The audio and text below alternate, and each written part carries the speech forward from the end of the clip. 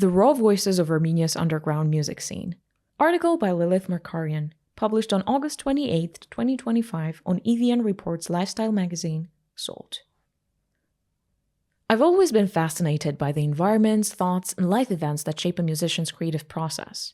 Without that knowledge, it feels like something essential is missing. Sure, there are plenty of documentaries about super famous and super dead artists that offer glimpses into their worlds. But what if we could forge stronger connections by looking closer to home? What about listening to musicians who share our streets, our traffic jams, our daily frustrations, artists creating right alongside us? Since Beyoncé never returned my calls, I turned my attention to local talent instead.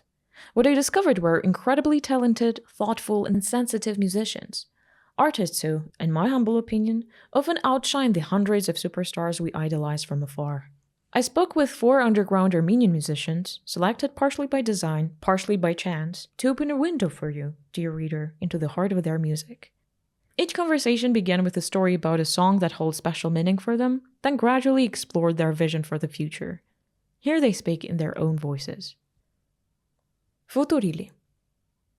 I was on a small ferry in Thailand that morning, leaving one of the islands for the mainland, when I slipped on my headphones to listen to the song for the first time after working on it for so long. It felt like I was in a cinematic scene. I couldn't see the horizon. It was just me, the song, the sea, and the splashes of water.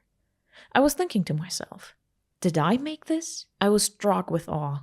I never considered myself talented, but this song helped me start loving myself. I've always loved my music, but that feeling reached a whole new level, and I realized it was deserved. The track also helped me define my genre, psychedelic rock, the sound closest to my heart. The whole album, Who Killed the Octopus, grew from this. While it blends elements of different styles, every track ultimately converges in psychedelia. I've wanted to make music for as long as I can remember. Though no one in my family is a dedicated musician, my parents were music lovers, so I grew up listening to all types of music. By age 4, I was already wondering what it would feel like to create my own music. At 12 or 13, I recorded my first song with a guitar while sitting in a closet. It wasn't bad for a closet recording. The song was dedicated to my first love, the person who inspired most of my early work. I think love is the easiest thing to write about. My feelings were so intense, they just had to come out through action. They couldn't remain passive. I'm grateful I got to fall in love and write about it.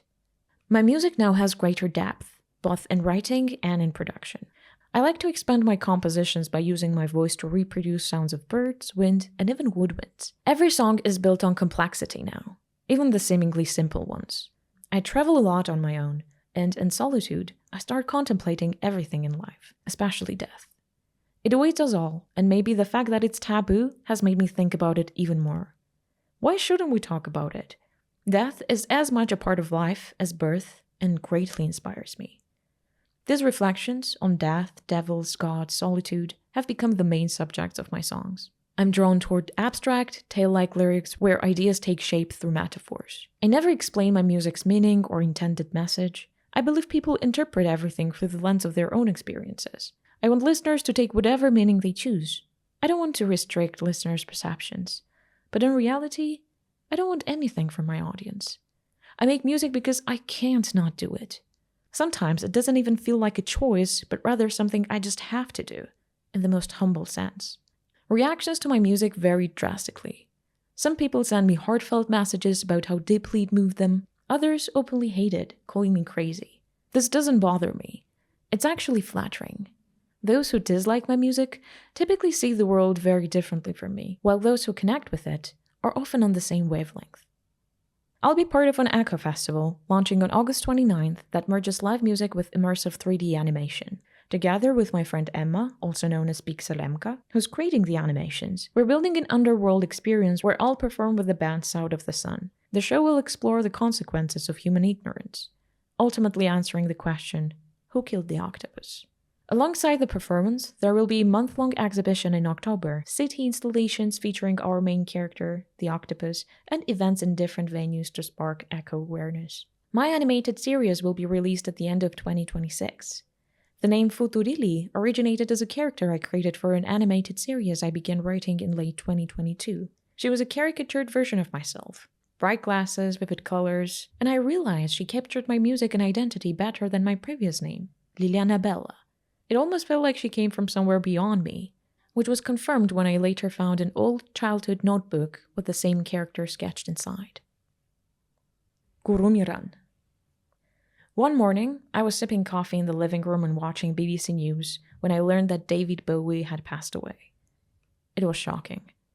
Sometimes you feel certain people just don't die. They're eternal because of their energy. I thought, oh man, great people also die. And I decided to pay tribute to one of his songs, because it became famous through Nirvana, though it's originally a Bowie song. But at the same time, Bowie fucked it up so badly. It's such a beautiful song, but the production was just awful. Knowing I wanted to cover the song, I studied his life, making a pilgrimage to Berlin, visiting places where he lived, slept, and partied. I tried to create lyrics that matched the same ideas and the same story. It's not a literal translation, but an embodiment of the idea in Arabic. I felt it had to have something of me as well. I recognized that a direct translation would not sound good, so I incorporated my own personal experience to actually make it authentic to both the spirit and story. The cover is my tribute to David Bowie and my way of honoring the song's origins. During the war in Beirut, when restaurants or venues were too dangerous to perform in, my parents' musician friends would host house parties instead, and our home was one of them. As an only child, these musicians became my playground. There was a bouzouki player, a guitarist, a drummer, and a bassist who performed Armenian, Greek, and Arabic songs. I initially played on their drums before paying more attention to the guitarist when I was 12 or 13. My parents bought me a guitar, and the band's guitarist taught me for a few months. We had weekly sessions where I learned notes and chords, but after 6 months, the lessons stopped. I don't remember why, perhaps because fighting broke out again. That's Lebanon for you. Still, I continued learning on my own, discovering music and developing from there. I recorded my first song with a band called Leviathan at the American University of Beirut. Our debut track was called No Control. During this project, I met the producer I still work with today. Sometimes it's just about being in the right place with the right people. My band eventually changed its name, and in 2002, we became the first English-singing band in the Middle East to sign with a major label.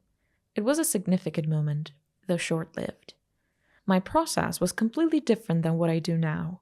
Back then, I was absorbing everything because I was new to the field. It was like a new playground. The sound engineer, the production process, all of it was super interesting. But I wasn't as much in control because I didn't know how to manage these elements. I was still learning. The major shift came when I learned how to control the creation process technically. Music gives focus to ideas that are purer than what happens around us. The politics, the pollution, the wars, crime, all of those can drive you insane, especially if you can imagine how things could be better. Music helps me maintain faith in humanity and the belief that things will eventually get better. There can't be that many people driving the world into destruction. Music gives me a way to hold on to that vision and keep going. Music has given me answers. Answers provide knowledge, and knowledge gives power and survival. One of the answers I found is that sincerity is important. People aren't stupid, and it's not true that only commercial music can reach them. When you're sincere, people listen. I also realized that sincerity means not constantly questioning my identity. I was born in Lebanon to Armenian parents. I've always felt in between. Not fully Lebanese, not fully Armenian, with one foot in Western culture and another in Eastern. That can feel heavy, but it's also cathartic. My creative nickname Gurumiran combines my first and last name together. The idea came from a high school teacher who called me Guru in French in a sarcastic way to put me down and intimidate me. Since my first name is Miran, I merged Guru with Miran as a reminder that sometimes people can give you ideas even when they are offending you. This name helped me preserve my identity. Next, I'm recording some songs that aren't yet written as piano notes. I'll be recording with my current group of musicians, something I've never done with them. I want to travel to several places to present this music while recording newer songs, and I'll see where things go from there. Kristine Kolyan. When I begin writing a song, I often don't know how the story will end. I discover the idea during the process. Most of the time, it gradually takes shape and matures, like wine. Yet this process is also very unpredictable. My creative journey split in two distinct phases when I wrote Holani. Before that, all of my songs explored inner battles and struggles. themes still valuable and important to me. But while composing Holani, I truly experienced, for the first time in 39, the immense extent of how much one can love. There's no battle or protest in that piece. From that moment on, songs about love began emerging within me. My mom, a musician herself, always encouraged me to pursue music as a child. It wasn't just her guidance. Music genuinely resonated with me. But without that encouragement, I doubt I'd even consider going in that direction. At 16, my grandmother gifted me a guitar, and by 18, after finding a teacher, I began learning intensively. Guitar gradually consumed most of my time, directly affecting my university studies. Eventually, playing guitar with my morning coffee became a mandatory ritual. Whenever I had free time, I'd play. Realizing I no longer wanted to continue my studies, I proudly announced to my family I was dropping out. I moved back to Vanadzor, where I found myself surrounded with rock musicians. The emotional intensity of their live performances was truly striking, and that's how I decided to stay. When they asked what I did, I said I was a songwriter, though I'd only written fragments, never complete songs.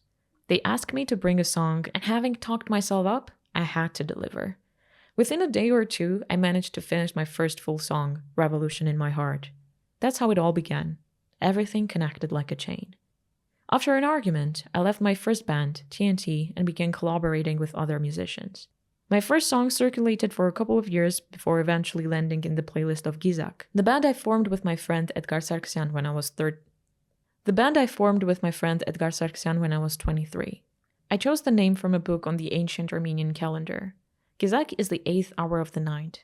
I simply liked how it sounded.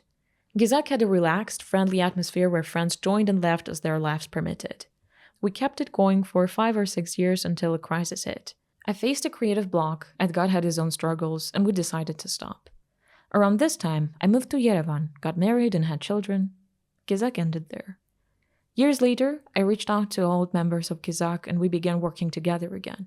The collaboration was strong. The differences between us, now approached with maturity, transformed into genuine creative strength. By then, nearly 10 years had passed. It no longer felt like Gizak. We knew we needed a new name. As a democratic band, each member suggested one, and after discussions, it came down to 2. Avyun, Edgar's idea, and Holani, suggested by a friend. Avyun felt masculine, while Holani sounded more feminine, though I was incredibly drawn to Holani. Both names were good, so we couldn't decide. In the end, a friend who had just returned from New York helped us by tossing a coin. It landed on an eagle. That's how we became Avyun. The guy still lived in Vanadzor. When you don't meet and play together often, new ideas don't germinate. Maintaining a band at a distance becomes very difficult, which is why Avyun essentially dissolved as well. But I didn't stop making music. That's when my song Holani and the transformations that followed took place. I started to hold myself accountable for what I write. I know songs don't come to me for no reason. All songs change the lives of both the performer and the listener. Your songs are your gift to the listener, and you must understand what you're bringing to them. After Holani, my journey began moving in this direction. I want my listeners to feel serenity and love through my music. Though I understand each person perceives art differently, I think it's important not to over-explain a song's meaning. This allows listeners to have their own personal connection with music. No Man Cry. 2 days before I was drafted to the army, I released the album Disappeared Man as a tribute to everyone who had ever been in my life. I thought I was going to die there. It was a way of saying goodbye. When I first started listening to post-punk, I realized there was no Armenian music in that genre. Yet Yerishe Charenz is the purest post-punk figure in Armenian literature. I love him for that raw, dirty, everyday sadness. You step outside in the heat, light a cheap cigarette. That's important to me. Sadness shouldn't be romanticized. The second track of that album, Forgive Me, is his poem, Charenz Name. The dirty, chaotic drum sound perfectly reflected my state at the time. The fear that I might not return from the army, and the memories of people I'd lost touch with. There's raw honesty in that song, dedicated to my ex-girlfriend, Anika. Out of all the songs I've written, this one has the best melody. I still play it on my guitar every couple of days and think, this is the best thing I've ever recorded. Maybe I'll never make anything that good ever again. Music is my escape. Every breakup triggers a new album. That's how this project began. The songs in my first album weren't just about my breakup. I had ideas before, but the negative emotions and inner conflicts were always there, and still are. The breakup just lit the fuse. All that stress needed to come out somehow. The name of the project came from that too. When I met with a friend and told him I wanted to cry and let it all out, but said, "Guys, don't cry. I can't cry," his response was "Cheape, Latsi." No man, cry. I knew this was the perfect name. I later dropped the comma because it looked better visually, creating No Man Cry. People often misinterpret it as No Man Cries, but there is no grammatical mistake. The message is actually the opposite. I've been writing since I was 13, and at some point I realized my words needed melody. After receiving a guitar for my 17th birthday, I began messing around with it, figuring out the melody on the guitar and then arranging everything on my laptop. I still record all of my songs at home. It's just me, my guitar, the amplifier, and the laptop. That's it. The conditions may be bad, but I see beauty in that post-Soviet aesthetic. Recording on a carpet in a hot room, telling your family to be quiet, sweating while you capture that sound. A studio and better equipment would ruin it. It might make for a better project, but it wouldn't be No Man Cry. It's weird how well people react to my music, because I often think, who would like this? The sound is dirty, the solos aren't fancy, I lack vocal ability, I'm almost just reading the text. But apparently people appreciate exactly that, honesty. I want my audience to know they're not alone in their bad mental state, that someone else faces similar issues. Though it's difficult, you can manage these feelings.